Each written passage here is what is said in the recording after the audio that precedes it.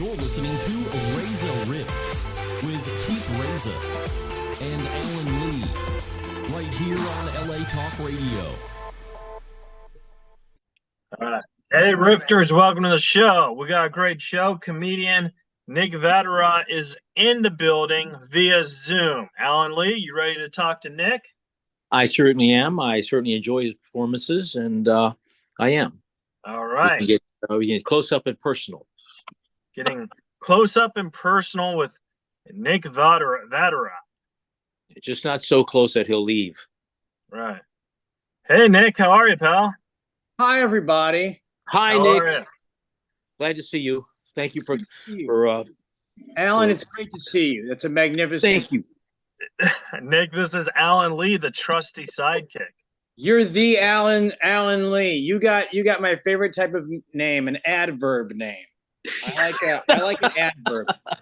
I like that. Keith Reza is not an adverb name. It's a crazy Some exotic thing. It's a crazy noun name.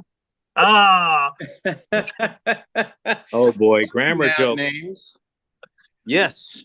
Nick, thank you so much for taking time to rich with us. I really appreciate it, man. Do you need me to put headphones on? No, we just released the audio, so you're good. People don't need to see you with headphones unless you want to put headphones on. No, I never know if it does feedback. I never know how I sound. I don't know if I'm just a terrible interviewer. I just assume interviewer. I'd be the terrible interviewer. Well, that could be the case. Although yeah, I'm already doing it wrong. I called myself the interviewer. That's how bad of an interviewee I am that I called myself an interviewer. Guys, this is my first time being on the internet, and I don't know. It's unfolding so rapidly. I don't know if I'm doing it correctly. I got a computer just for this. I'm very excited. You're doing great. Okay, good. But let me ask you something since you brought that up. Is it easier for you to do interviews like in a studio? Like, because COVID kind of like pushed everything down to like, hey, we're okay doing it through Zoom now. You know what I mean? It was funny. I remember when the pandemic happened and then the podcast went to like Zoom. I don't know how you felt. I sort of had this feeling of like, oh, we'll never be in a studio ever again. Right. I was like, there's no point of ever like leaving your house to drive an hour somewhere to do something that we've proven we can, do over Zoom. But you know what? There's a different tone, energy to it. I think, I decided, that's why, I was like, my family, I was just like, I don't need to see my wife and kids anymore. I can just talk to them over Zoom. And then after a few years, they were like, Father, Papa, we need to be in the same room with you, Papa. My love, my honey, my love. I need to be in the same room with you, my honey, my love. I was like, Zoom, we gotta do Zoom, y'all. Come on, Zoom. I go, get with the times, fam. And so we don't, I'm not allowed to be around them anymore. Only on Zoom. Yeah, I have a Zoom family. Oh boy. My Zoom family now. That's a Netflix series, The Zoom Family. Zoom family. That would be a great show, Nick. You should pitch that. On an all-new Zoom family. Dad, you're muted. Dad, you're muted. That's just the whole episode. You're muted, Dad. Dad, you're muted. And that's the spinoff, Dad, you're muted. It's like a whole Zoom. It's like the prequel, Dad, you're muted. It's the prequel. If I haven't seen if I haven't seen Dad, you're muted, will I get Zoom fam? Will I understand? Exactly. Is it by the same showrunners? That's the big question. Is it the same people? Because sometimes it's not the same, and it's just you can tell it's different. They try. Yeah. No, I agree with you. I think on Zoom there's really no reason for people to say no, but I think in a studio there's more you know, it's like comedy. It's more of a engaging, because you could feel energies better in person. You know what I mean? Yeah, you can touch somebody on the shoulder. Yeah. In a Zoom, which might be why people only do, or when you're not in a Zoom. The reason I think I am only asked to do Zoom podcasts now is because I do a lot of shoulder touching when I'm in the room. Right. People are like, they've had it. They've had it with my shoulder touching. But I always It had nothing to do with this pandemic. It had everything to do with your shoulder touching. Yeah, people were asking me to do Zoom before the pandemic started. That's how I knew. Oh, so you're on top of this. Yeah. They're like, well, Nick thinks that he can be very aggressive and abusive, and verbally abusive, if he's touching someone's shoulder when he talks over them. Now, Nick, I wanted to ask you, are you still, because you had a podcast called the Nick Vatterott Show. That's Are right. you still doing that? Well, it's funny. I never really did it. Okay. I'm going to be perfectly honest. I mean, the Nick Vatterott Show was a podcast where each week Nick Vatterott couldn't make the show, and had another entity take over the podcast for me that particular episode. Who some say it was a character I did. No, it was not a character. These were completely different, crazy people that just happened to do me a favor. So you just stamped your name on it. Yeah. I thought it was, it's one of those things where I'm realizing now that a lot of my projects I do because I'm like, well, that would be something that would amuse me. Right. Realizing maybe that's not the way to go through things. Because I thought that was so funny. It cracked me up, the idea of doing a podcast where each week I can't make it and somebody. And also because like to me, just like I had like I feel like I used to have like a big like song, the Nick Vatterott Show. It's the Nick Vatterott, Nick Vatterott, Vatterott. And it's this big thing. It's like, and every week, Nick Vatterott can't make it this week. This week we have right. John Stevens, and I'll be talking about Dan Friedman talking about the fleecing of America today. Nick Vatterott's stuck in traffic, so I'll be taking over today. And then, but you know what? It never took off. The podcast. We had a small but loyal audience of people, but I think like people didn't get the premise. I don't know. But yes, that was like my first foray into podcasting, and people, but my millionth fray of doing something that nobody got. do you think, because like sometimes you said people don't get the premise, but do you think people got the joke, just not the premise? And do you think that's what makes things really click? I mean, they have to get both for it to click, I feel. And then also maybe they're like, Nick, we got the premise, we just didn't like it. That's also very, Nick, it wasn't very difficult for people to wrap their head around. But I mean, like to me, the joke is you listen to 12 episodes and then it settles in, oh, this guy's never here. Right. If you listen to one episode, you're like, you're not going to get that bit that way. I have very ambitious expectations of people, Yeah. You have like, no, they'll listen every week and then eventually get the joke. It's like, that's not how the world works. Because you could be like, oh, still tweet the episodes and promote it. Right. Yes, absolutely. They'll everyone will support this. They'll plug it. The whole world will get behind this thing. This will unite the world. Yeah. And then we'll all sit there and hold hands, go, we all get the premise. And, it'll be. I think that would be. I think not only for a podcast, but I think that would be a great late night show idea that you could run and be like, all right. So, for example, like you're going to interview like one of your celebrity friends. Let's just say TJ, because we both know TJ. So TJ shows up. And then your co-host does the interviewing, and then you leave a voicemail, be like, "Oh, I can't make it." I think so. Brett Davis. It's funny because Brett Davis is a very funny comedian, and he sort of did another, sort of parallel thought. He did a version of a talk show on a public access show in New York. Yeah. Too. So that might have been it too, that people were like, Brett Davis is doing a better version of what you're doing, and we can see him, and so that might have been it too. But I think that's so funny. That would be very funny where this sidekick is the main, sort of driving force of the whole thing. I don't the think main host just can't do it for whatever. What's that? The main host just can't do it for whatever. He just can't. He's just too. It's just too busy. I always loved, it was always funny when when you would watch that guest who had to leave as soon as they were done with their interview. Yeah.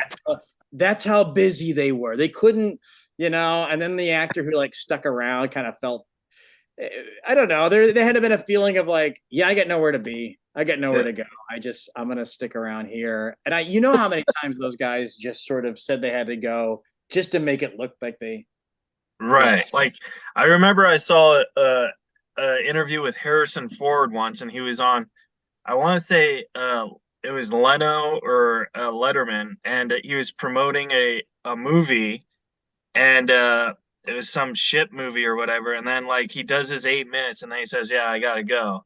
And then the next person they brought in, who I don't remember, I think it was a comedian, but they interviewed that comedian. The comedian sat on the couch the whole time, and I became more I admired that comedian more than Harrison Ford, even though they plugged Harrison Ford. You know what I mean? Right. Yeah. And it's also how come their schedule never works out where they go last? How come Harrison Ford's I have to go last because I had to do a thing before this? No, it's always after this. Yeah. That's the guest is the headliner in a way. So you should put. Oh, that's interesting. What are you opening with your closer for? Why are you burying the lead? Or whatever. We need all the fuckers watching to watch the whole thing. Yeah. You keep them till the end. When you read a headline for an article now. Do you do this? I read a headline for an article. I just skipped the last paragraph of the article because that's when they're gonna get to it. I've been fooled by enough articles now that they never get to the headline till the very last. Evelyn Wood did very well in the speed reading course she sold. She just Alan, what's going on with your Zoom? Go to the end of the article. Go to the end of the article. That's what Evelyn Wood would say. Oh, really? All right. $300 to learn to speed read.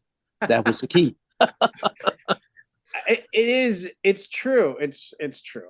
I've stopped being fooled by reading. Reading has tricked me too many times. Yeah. And also I don't click on videos that are about a TikTok. I don't click on articles that are about a TikTok video anymore because I've too many times the video is not on the article. Right. And I'm just reading an article about a TikTok video and I'm like, wow, I didn't think there could be anything worse than watching a TikTok video, but reading about a TikTok video might actually. Yeah.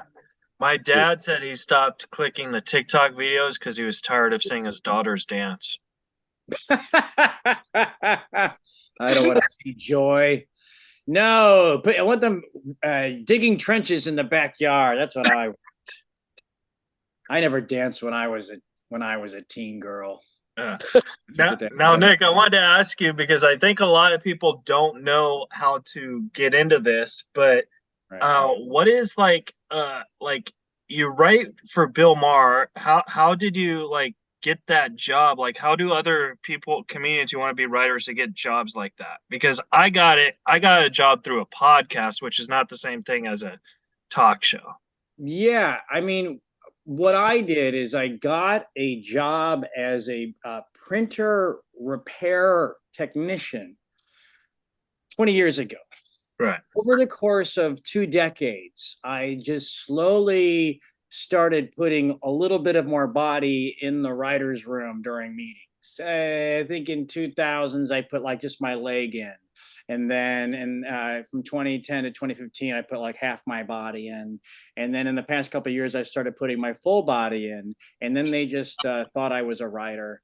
And so that's how, I mean, it's a long game, but eventually, there's this, I think that guy was here the whole time and they don't realize that I just sort of snuck in.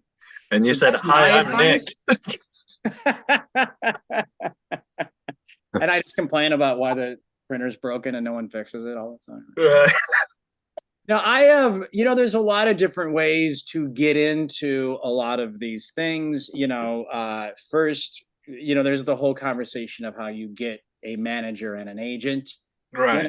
So, I mean, if you sort of know that part of it, which is, the short, that's also another, it could happen Conversation. Yeah. a million different ways.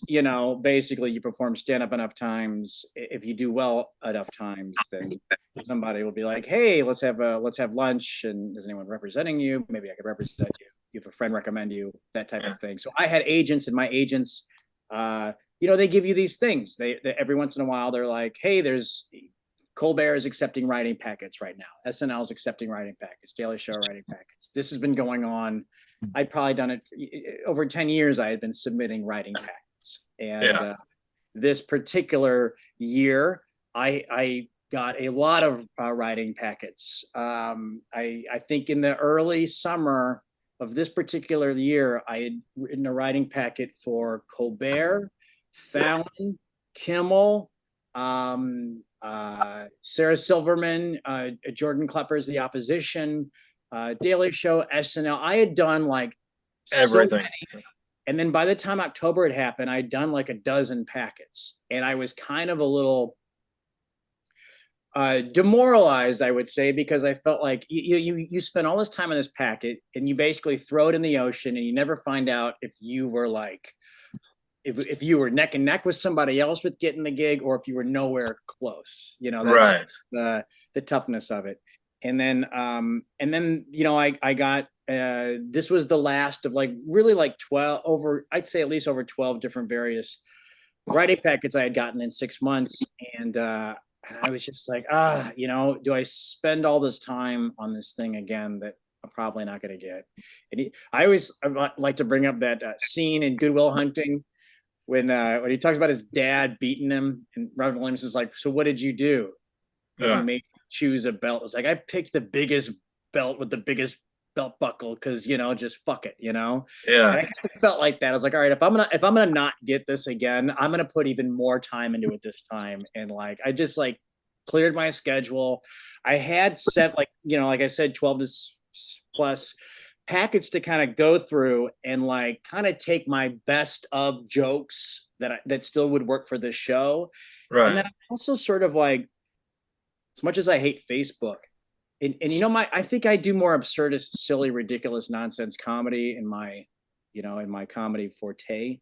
Right. And I'm not a big get on stage and wag your finger guy politically with my comedy, but I think on Facebook, when that was like sort of a medium that arose this century, I started, especially like in post all of like the race stuff that started happening, like in Ferguson and stuff like that. I would just get into these debates on Facebook with people back in Missouri, my home state. And then I would talk to comedians. So I had comedians on one side of issues, people back in Missouri on another side of issues. And I would write these very long, but I tried to make it humorous attempts at getting people to see the way things I see things, and I took a lot of those sort of rants and put that in my packet. And this was the packet that got me hired, on the show. And so I was able to finally quit Facebook after that, because I was like, okay, Facebook served its purpose. It was a place for me to write these things, and I was able to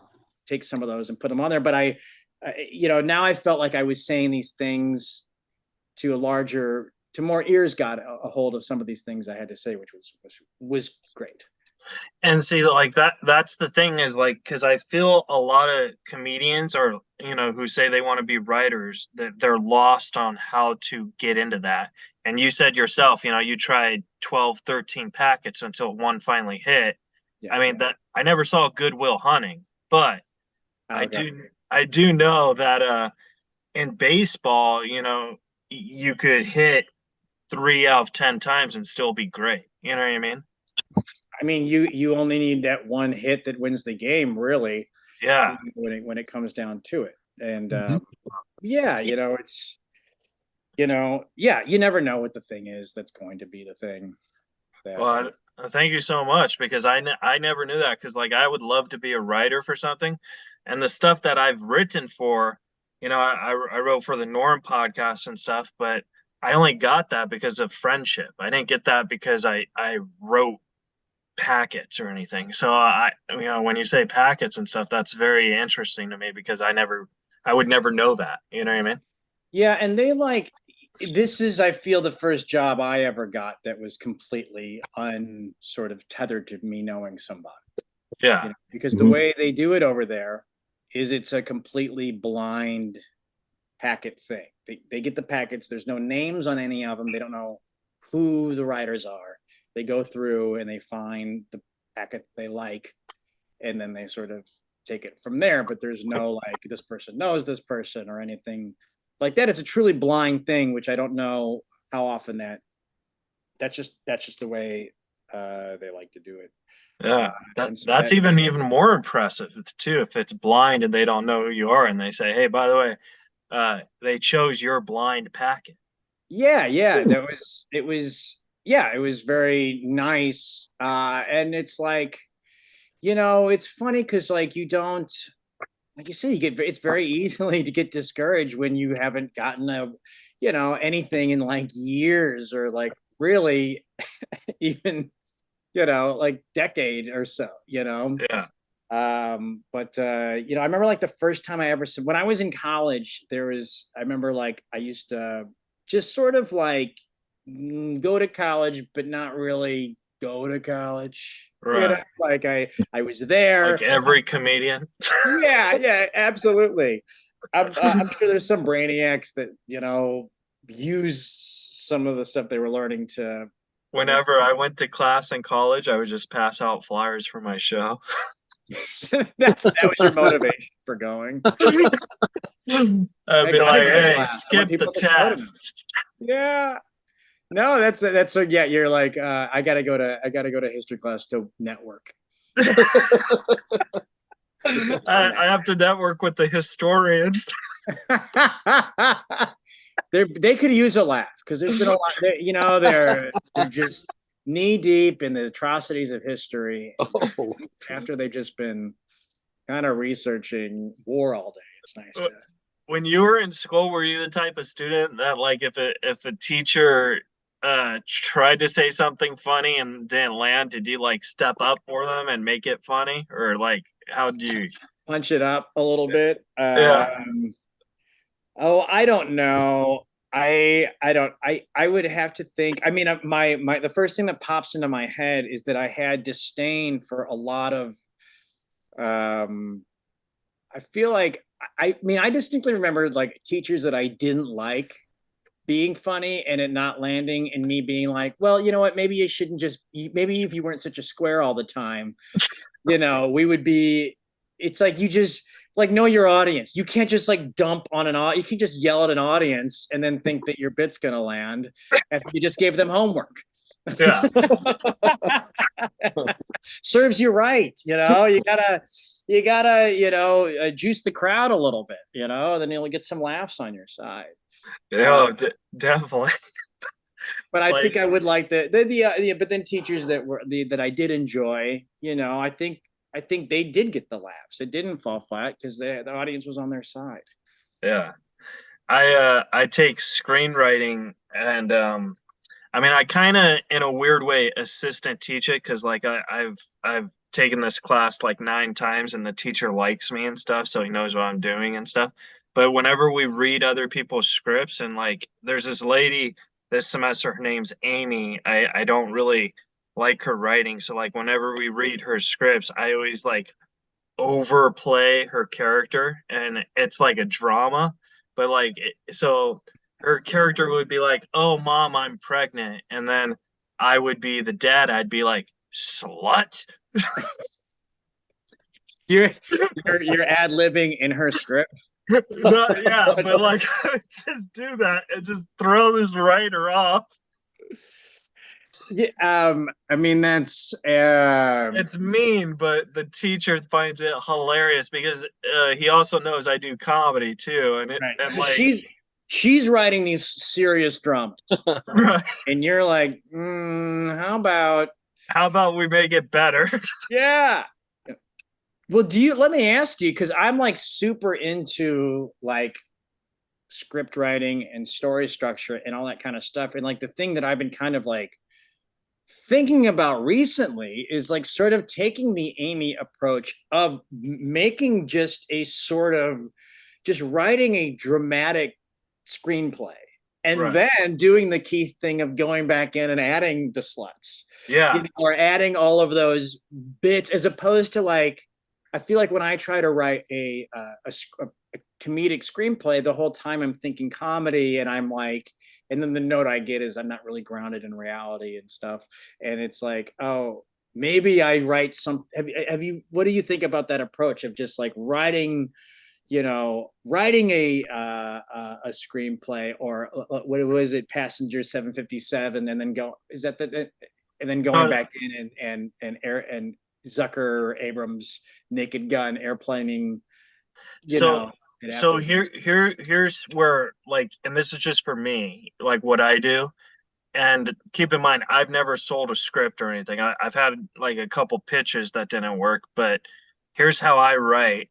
I've realized as I write scripts, I'm terrible at writing comedy scripts, but I'm good at writing stand-up.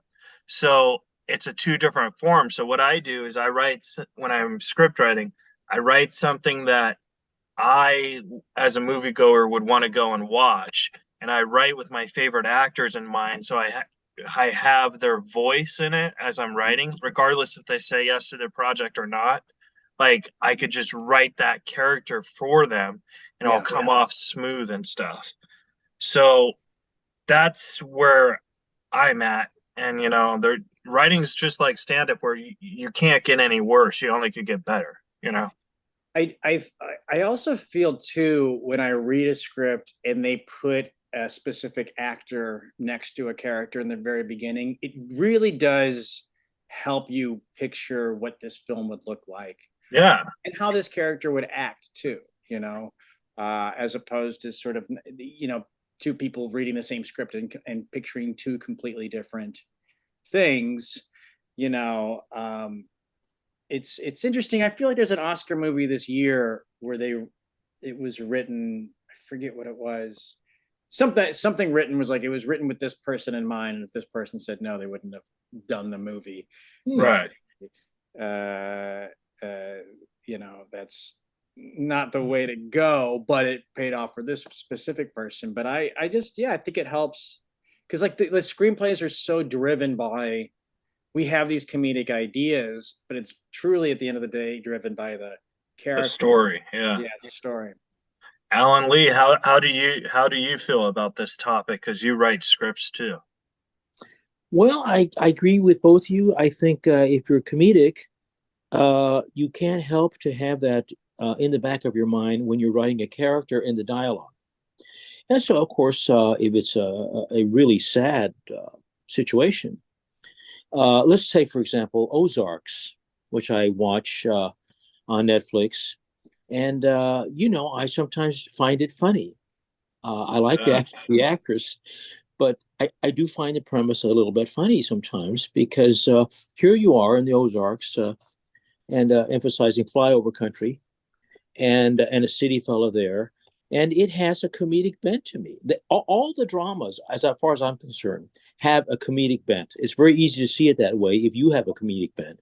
Well, that's what I was trying to say about when, like, I read this chick's scripts and because I find it funny and I don't read it. Do you find that stuff like Nick, or is this a comedian thing? Because oh man, I feel like I watched and no knock to Amy, because Amy might be, once she sees her vision on the screen, it might be this like, oh, this is what you were going for, and then it might get an Oscar, and then you and me will still think it's funny. Right. Yeah. I think that like I was watching something the other day, and it was a drama, and I just like started really laughing. Was it The Well? The guy won't stop. He won't stop beating himself up. Right. Sure. I thought that was a great movie, and not to knock down the movie, but I thought the ending was just very funny, because everyone thought it was, they got the point that did you see The Whale? Like, I've not seen The Whale. So I don't want to spoil it for you. Okay, I have seen Blackfish though. Okay, I've never seen Blackfish, but That's the one about Shamu. I figure they're the same oh, stuff. okay. So I'll play along with my comic timing. So just like Blackfish, you know, I feel bad for the whale, but I knew, you know, whales don't survive out without water. You know what I mean? That's True. the ending of you just pooched the ending of The whale. Wait, that's how it ends after this like very dramatic. Yeah. But I mean, like, gosh, and I wish I could think of what the movie was, but it's like I'm like I should not this should not be as funny to me as this is right now. It might have even been like a violent thing too that I was like laughing at, Right. but it was like so ridiculous, you know, for them to, I guess, for such bad things to happen. You know, there was like a heightening.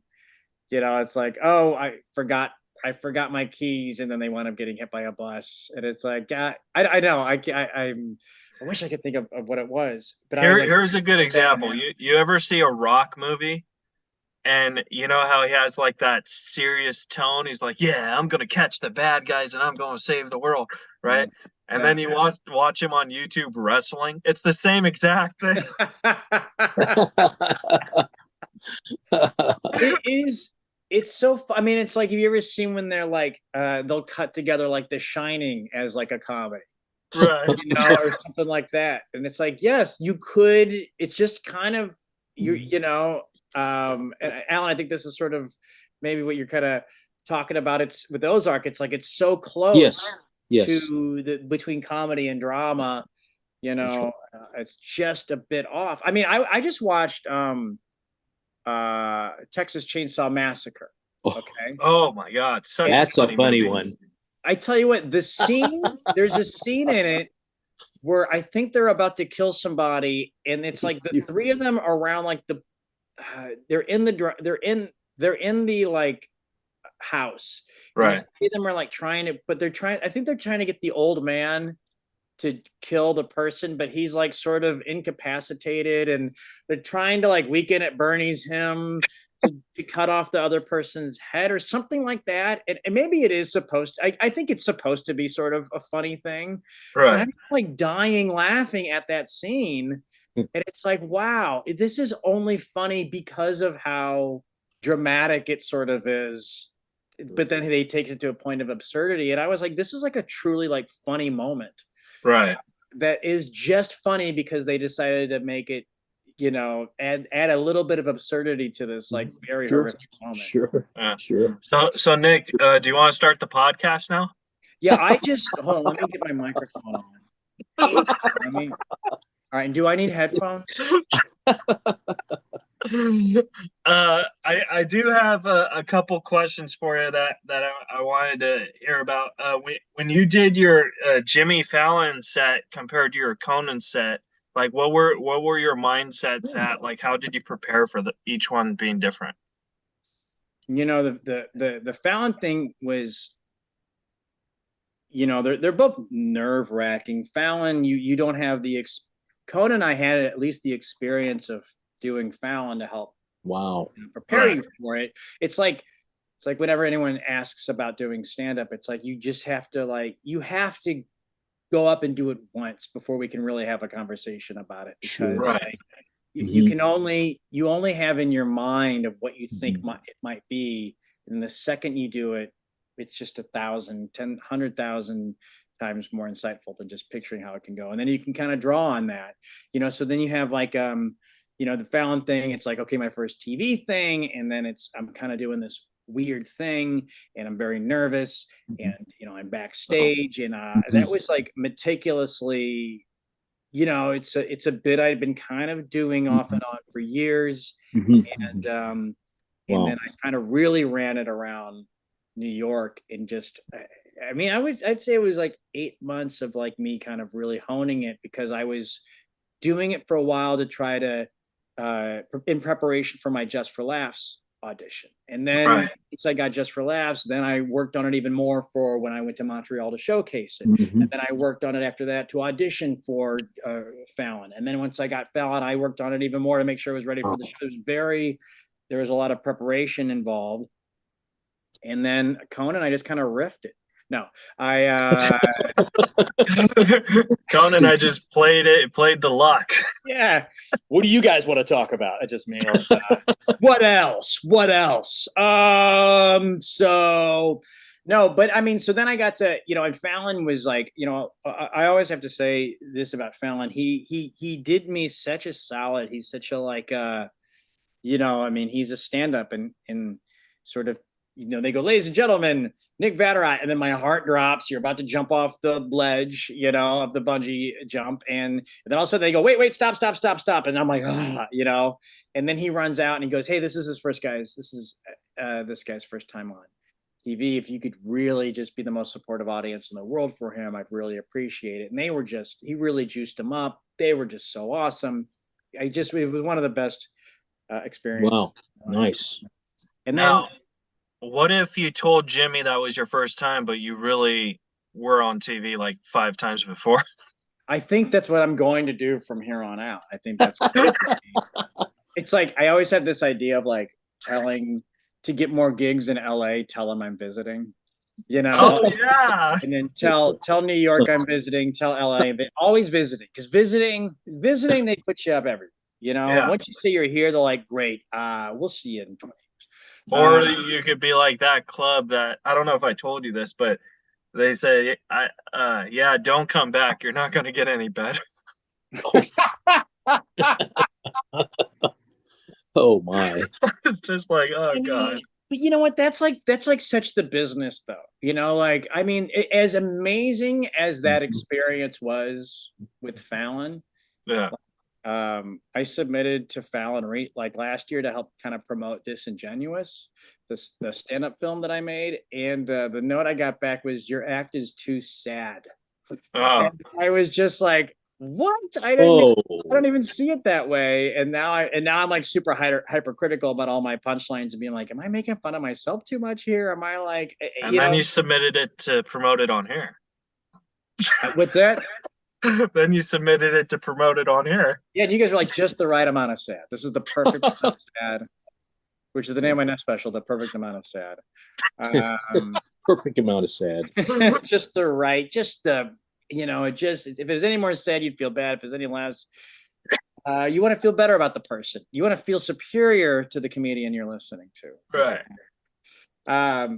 But so Conan, I tell you, Conan, that was like a dream come true, being somebody who like grew up watching Conan. The 5 minutes after the monologue was always great, but the sketches he did after the monologue before the first guest, I just thought was like the best thing on television. It was the funniest, absolute most brilliant comedy that was on TV at the time. So, there was preparation for that bit, but it was a bit that I think I came up with that year.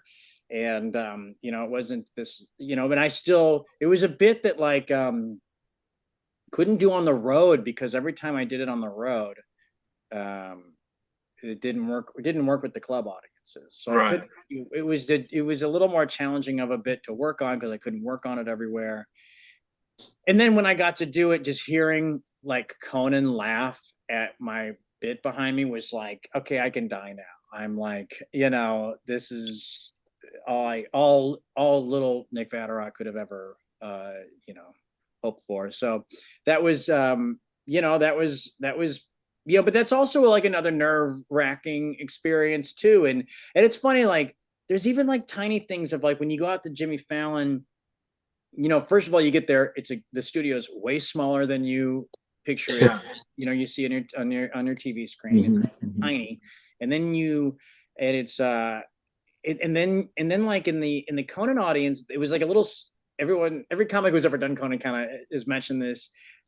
I feel like most of the audience is to your right and they're a little bit to your left. So you find yourself like kind of wanting to turn to your right the whole time you're up there. And like you're all of a sudden you're thinking about a thing that's not your act for 1 second on television. And that kind of like, but it was, but then Conan laughs, and you're like, this is awesome. So yeah, those were two just amazing experiences.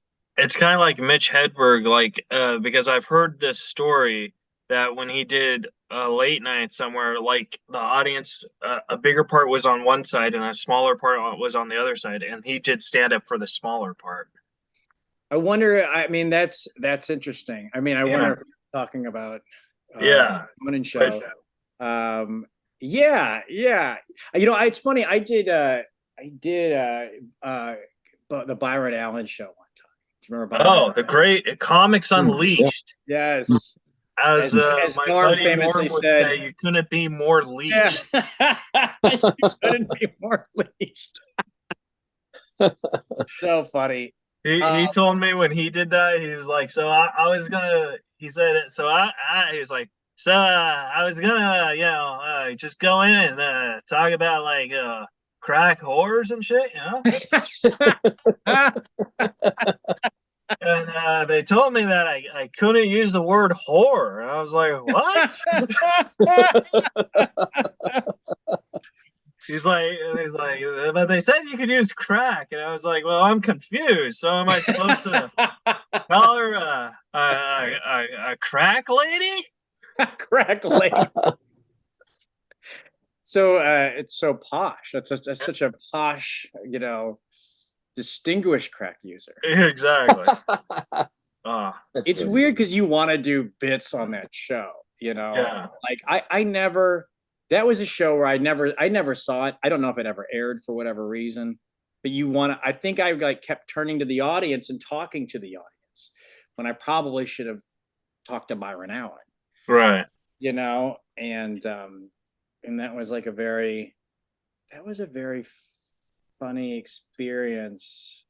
Like I got a note before that, you know, because as a stand-up, you know, you're very like hyper analytical about every word in the joke, you know, and there's a reason you say things the way that you do, because like I appreciate when I get notes from somebody, but sometimes I'm like, you know, I've done this joke 75 times, you know, like it's funny or you know it's not funny. You don't need to know.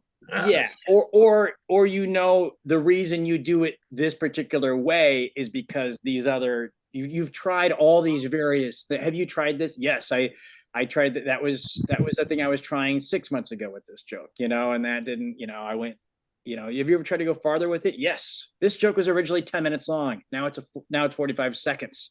You know, and now it's 20 minutes long. Yeah, or the opposite, exactly.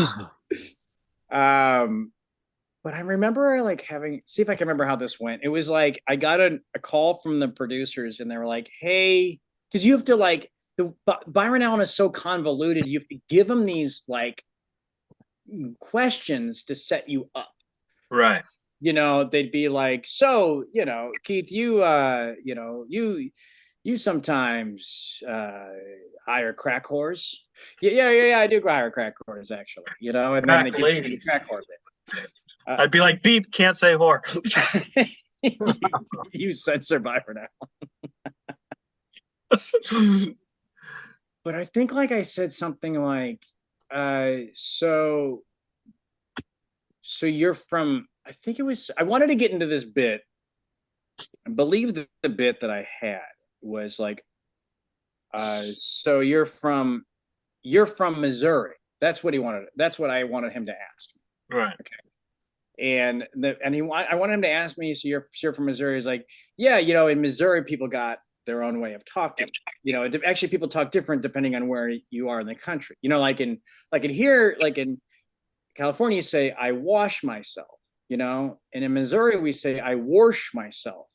And in Arkansas, they say, I never wash myself. And in fact, if you go far enough south, they pronounce every word different. And there's actually a name for that. It's called Spanish. Okay, so that's the bit. That's the joke, right? Yeah. The note I got was he asks you from your Missouri, but you don't really do a joke about Missouri. It's more about how people talk. And I was like, yeah. And he goes, so he's going to ask you, so you're interested in how people talk. And I was like, I was Yeah. like, that's not really. No one would ever say that to anybody, like that's so crazy. And then Yeah. he goes, yeah, but these questions don't even really matter. I was like, why are you making me change it then? So that was, and maybe I don't know. That's how ridiculous television can be sometimes, I guess. Well, you gave a plug about your special. You want to talk about Disingenuous. that? You want to talk about that for a sec, so you could have at Sure. least, yeah. Yeah, that was like Just saw the trailer. Say that again. I'm sorry, I just saw the trailer. It looks very good. Disingenuous. Thank you. Yeah, it's it's a very kind of like in the same vein of the Nick Vatterott show. I don't really know the best way to sort of, there is like a slow burn I don't want to like give away, but it's sort of not a typical stand-up special. It's sort of like I always love those stand-up specials that were like somebody running around. The city. I think Steve Byrne had one where it's like 13 sets or 13 something, and it's him running around New York. I remember watching that in Chicago and being like, I got to get to New York. This looks, and then when Comedian came out with, Jerry and like, that was like, oh, I got to, that romanticized running around doing comedy in New York too. And there's just a lot of versions of that. I've always liked that. I've always wanted to do a mockumentary version of it though, because it is comedy. And I do sometimes feel like comedy films and things about comedy tend to be a little too serious to me. And, and also there's just a seriousness in comedy that I sort of, I think is fine, but there's also a glut of it, because at the end of the day, it's still, we're being comedians. And so, wanted to do this Disingenuous, which is me sort of running around Chicago, and then some sort of surreal things sort of happen, and it just turns into there may or may not be some time traveling multiverse things happening inside of it, but I just wanted to do something really ridiculous and crazy, and then take some of my sort of more traditional stand-up, I think, which happens at the beginning of it, and then some more ridiculous stuff. Throw in a touch of Area 51. Exactly. Yeah. You land in Santa Fe, and then you end up in Roswell, but it's not quite Roswell. It's just a little bit off. Roswell is crazy. It's 6 miles south of where Roswell should be on a map. But Nick, one of the things I want to respect your time, so we'll wrap it up. But one of the things I wanted to tell you that I really love about you is because most comedians I see, I look at it as puppets, like being stringed on a string, where let's just do these things. And with you, I don't see any strings. So like that's one of the things I really love about you, because you're very daring and you do what you want to do. And I'm very honored to work with you and honored to call you a friend. So thank you so much. Thank you, Nick. And me to you. I think the strings are where it doesn't, I can feel stuff not working sometimes. I can feel like, even recently, I've kind of like, I feel like been doing a bit more stand-up recently. And I kind of was doing some older bits in with the new stuff just to kind of like juice up the new stuff, and I can feel those older bits not working, and those older bits almost feel string-y to me, that I'm almost like an old version of myself sort of doing the new version just to go through the motions of getting to what I really want to do. And I kind of came to a conclusion like a week ago that I was like, I just need to dump that old stuff. And because it's not fitting, it doesn't fit in. It's like almost the audience can sniff it out, because you're married now on Zoom. We say that again. Because you're married now on Zoom and you have a Zoom family. Yeah, you're doing. Yeah, this is from when you're meant to. This is from when your family used to see you in real life, and now we know you've alienated them and everyone you know. Those nostalgia bits. But from somebody who's only It known is. you for a couple months, I don't get that impression at all. No, So no. I want you to know that. Oh, that's good. That's good. I think that's definitely the hypercritical version of myself, of being like that 8 seconds in the bit didn't work. No, I think Why it didn't work. no. I see Nick as roller coaster Nick. Because I'm always throwing up. No. I'm not tall enough to get on any of the rides. Well, Nick, where can the folks at home follow and support you? Well, I tell you, I've been trying to do more of. We got a very exciting TikTok coming out. This TikTok has been in development hell for about 12 years. All right. And Before TikTok was TikTok. yeah, we were trying. We like back when it was MySpace. We got, this was originally a MySpace bit, and then we were like, can we retool it to be TikTok? It was originally a Justin Bieber song that was going to be on the second section of MySpace. We're like, can it be a video about guys who say, "I got you beat"?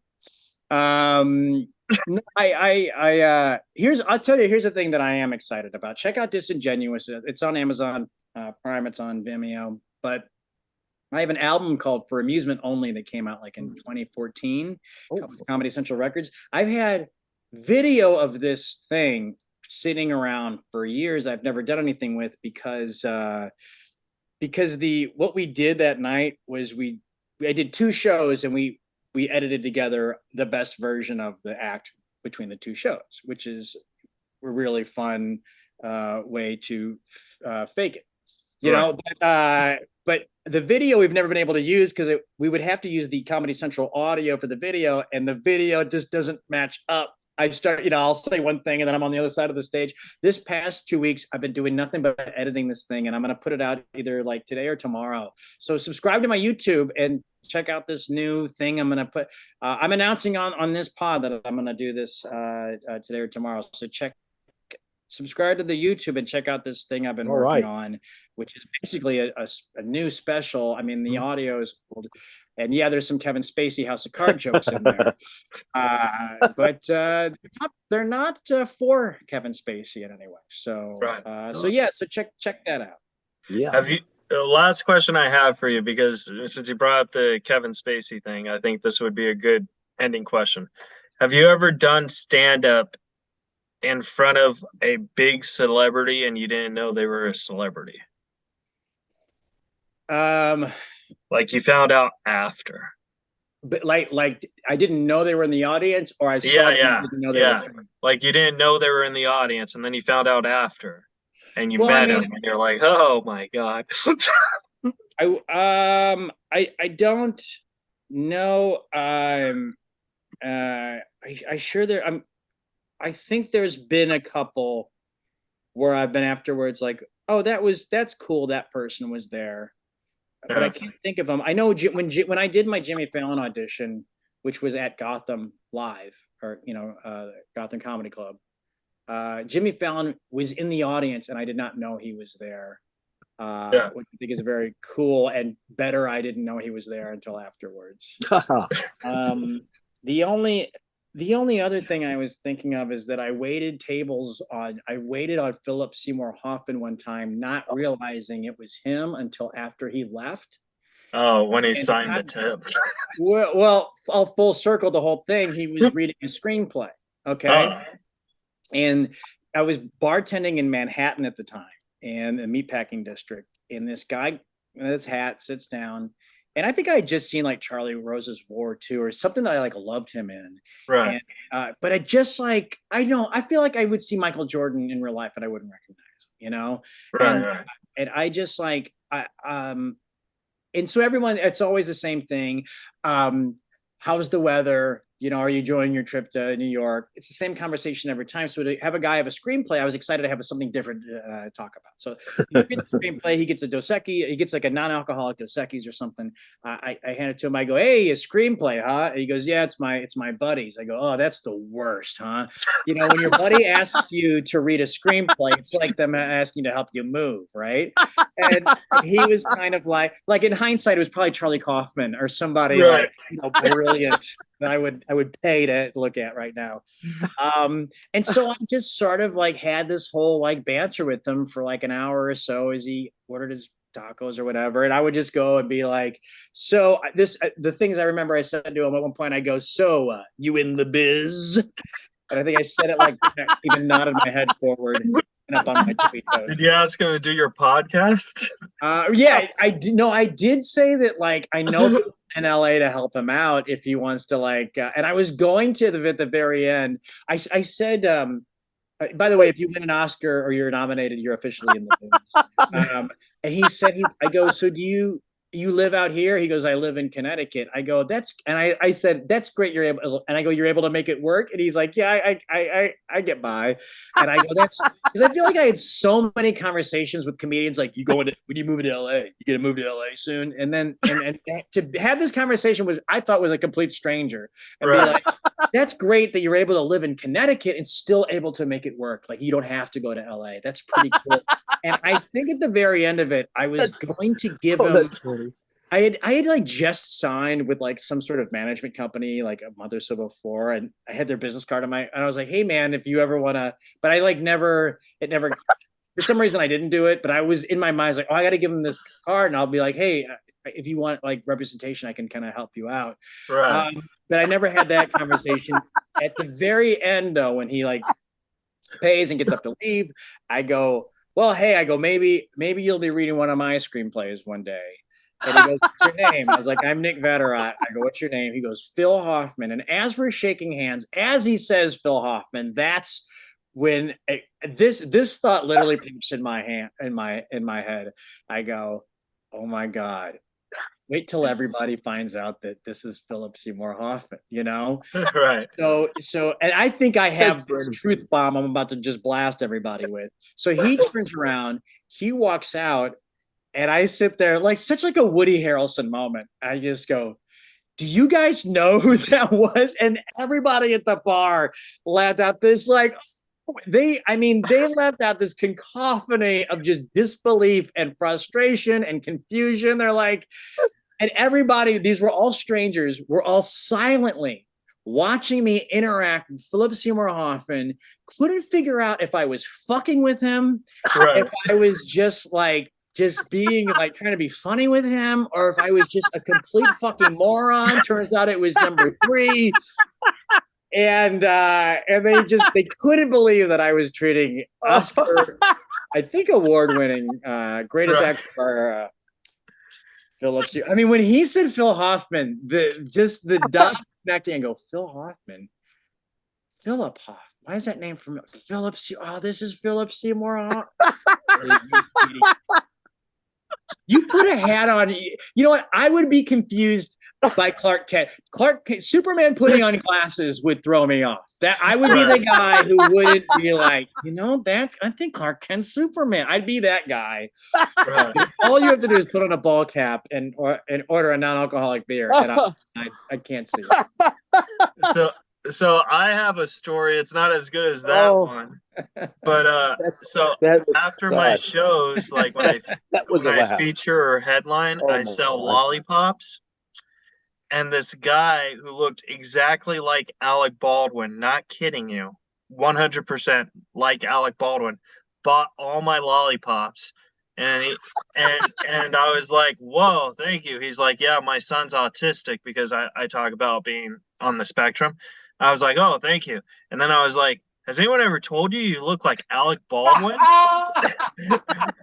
And this guy's like, no, but my last name is Baldwin. My first name's Daniel. And I was like, oh, what a coincidence, because you look exactly like Alec Baldwin. So he was the nicest guy in the world. He bought all my lollipops. He gave me like $200, and he's like, keep up the good work. And I was like, oh, okay. So then I Googled Daniel Baldwin, because I think that's fucking weird that he looks like Alec Baldwin and his last name's Baldwin. And it turned out to be his brother. Oh, he does look like so him. Daniel Baldwin is actually Alec Baldwin's brother. He's like the least famous Baldwin, but he looks so much like Alec Baldwin. It's so fucking. I'm gonna look him up. I want to see what he looks right now. Daniel Oh. Daniel that's- Baldwin. he's in movies. He's like, he looks more like him than Billy does. I think, Yeah, you know? doesn't he? And keep in mind, Uh, this was like 6 or 7 years ago. So, like, Yeah.